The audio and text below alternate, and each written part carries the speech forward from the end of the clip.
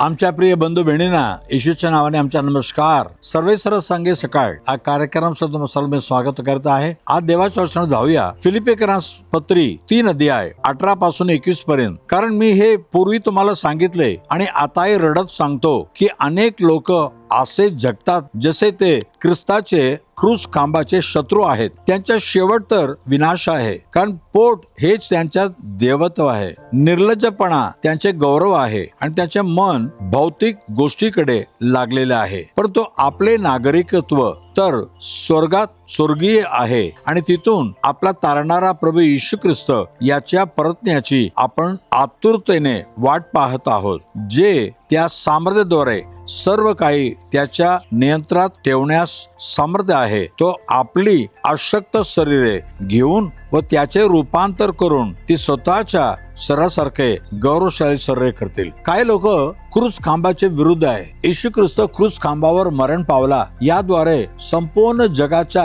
लोकांना तारण भेटला. कारण संपूर्ण जगाच्या लोकांच्या पाप देवबापाने आपल्या अंगावर घेतले. योहान 1:29 म्हणते, संपूर्ण जगाच्या लोकांच्या पाप हरण करणारा देवाचा कोकरा आहे. पण काही लोक त्याच्या विरुद्ध करतात. पण तो म्हणतो त्यांचं तर विनाश आहेच, पण आमची काय अपेक्षा आहे? आमची अपेक्षा आहे की स्वर्गातून प्रभू येशू ख्रिस्त येणार आहे आणि आमचं नागरिकत्व, आता मी भारतीय आहे, पण आपण यानंतर येशू ख्रिस्त येताना आपण स्वर्गाचा नागरिक मिळवून घेणार, म्हणजे मी स्वर्गाचा होणार. आणि त्यावेळी येशू स्वर्गातून येताना आपल्या हे देगाला तो बदलून टाकणार. कारण येशू आत्म्यामध्ये महिमाच्या रूपामध्ये आहे. हे आम्हाला विश्वास आहे की येशू ख्रिस्त येताना आमच्या शरीर सुद्धा रूपांतर करून महिमाचं शरीर बदलणार आणि आम्हाला स्वर्गामध्ये नेणार. हे निश्चित तुम्हाला हवे का? तर आज प्रभूकडे आपल्या पापाची क्षमा मागा. प्रभू येशू, माझ्या पापाची क्षमा कर. मी तुझ्या वधस्तंभेला तू किळलेला ते मी विश्वास करतो. माझ्या पापाचा हरण करून टाक. मला निश्चय दे